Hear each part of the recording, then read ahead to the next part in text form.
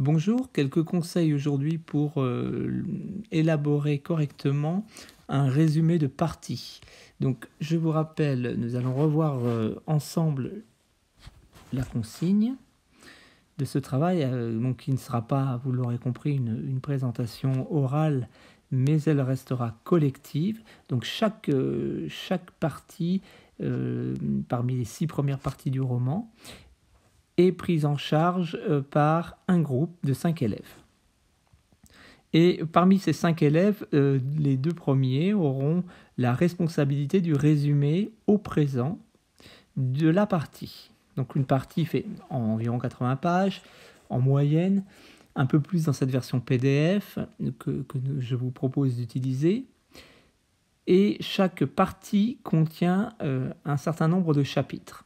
Alors nous allons prendre comme exemple dans la version PDF la deuxième partie et notamment les 3 premières pages du premier chapitre. Donc ce sont les pages 89 à 91. Que retenir de ces 3 pages? Alors regardons ensemble les paragraphes. Un paragraphe descriptif qui nous présente la propriété d'un groupe de personnages représentant la bourgeoisie, mais la bourgeoisie qu'on qualifiera d'équilibrée, d'éduquée, qu'on peut même qualifier de généreuse. Donc nous avons le nom de cette famille, les Grégoire. Nous avons également une allusion au nom de leur domaine, sa situation géographique, la description des bâtiments, des terres alentours et de l'avenue du parc. Le deuxième paragraphe nous apprend que les Grégoire se sont levés à une heure moyenne. On peut pas, évidemment, après la première partie consacrée à la vie des mineurs, nous pouvons constater que c'est une famille privilégiée, une famille bourgeoise qui ne travaille pas de la même manière que les mineurs. Donc cela, évidemment, ce détail est à mettre en lumière dans votre résumé. Ils se sont levés à 8 heures et leur fille n'est pas encore réveillée. Notons à la fin de ce paragraphe le caractère rond, assez charnu, assez joufflu de la silhouette de la maman. C'est un point commun qu'elle a avec sa fille. Nous avons ensuite affaire à la présentation des domestiques. Donc, nous avons une certaine Mélanie. Nous avons également Honorine, la femme de chambre, le cocher Francis. Voilà, donc nous apprenons qu'il y a une surprise. Cette surprise, c'est la brioche dont Madame Grégoire s'assure qu'elle est bien dorée, qu'elle a été bien préparée par la cuisinière. Nous avons également affaire dans ce paragraphe, dans le paragraphe du haut, à la description du luxe des différentes pièces, notamment de la cuisine, de la salle, qui dispose d'un calorifère, un appareil de chauffage. Et l'arrivée de Monsieur Grégoire termine cette page 90. Donc, il est très honnête, il a 2 ans de plus que Madame Grégoire. Il fait le tour de sa propriété. Il se considère comme heureux. Il a l'air de se contenter de sa relative richesse et de son aisance.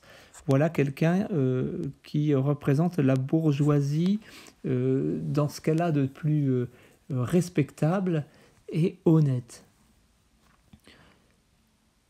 Alors, le dialogue entre les parents qui nous révèle que leur fille s'appelle Cécile, qu'elle n'est toujours pas levée, qu'elle est entourée d'amour et de l'affection même des domestiques, qui rient et s'émerveillent du sommeil profond de cette mignonne, comme il est dit par le narrateur, de cette mignonne Cécile. Et cette page 91 se clôt par un passage que vous connaissez, puisqu'il s'agit de la description de la chambre de l'enfant chéri, de l'enfant choyé, qu'est Cécile Grégoire. Alors que retenir dans le cadre d'un résumé de ce début de partie et de ce début de chapitre? Pas grand-chose à vrai dire, puisque moi je vous proposerais de retenir essentiellement le nom des personnages, bien sûr pas les prénoms des domestiques qui n'y jouent pas un rôle de premier plan. Ce qui, à l'échelle d'un résumé de partie, me paraît intéressant, c'est le nom du domaine, la Piolaine, le nom de la famille Les Grégoire, quelques détails en ce qui concerne les traits physiques et les traits moraux, les traits psychologiques des personnages. Donc la fille et la mère bien nourries, en pleine forme, qui ne souffrent pas, qui ne sont pas caractérisées par l'aspect famélique que connaissent la plupart des femmes du coron.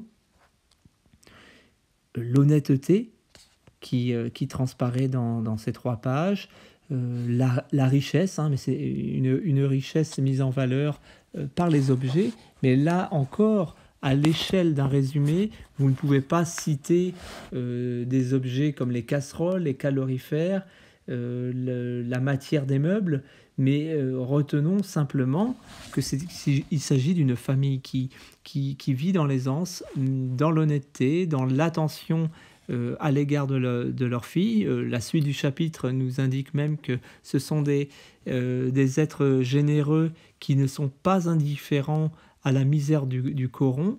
En termes d'action à narrer au présent, eh bien, l'action véritable qui est la prise de parole de certains domestiques et l'arrivée de M. Grégoire qui s'entretient ensuite avec sa femme, toutes ces actions, ces 2-3 actions, ne méritent pas d'être mentionnées dans votre résumé. Et il s'agira d'être patient et d'attendre l'arrivée d'un nouveau personnage qui est la Maheude, que l'on connaît depuis la première partie de Germinal, et qui va leur demander un geste de générosité donc à toute cette famille heureuse et réunie autour du calorifère et de cette bonne brioche. Donc rien de plus que des traits descriptifs. Voilà ce que vous avez à retenir, le nom de famille des bourgeois, le nom éventuellement du domaine, l'idée de richesse, d'honnêteté et de générosité. Rien de plus.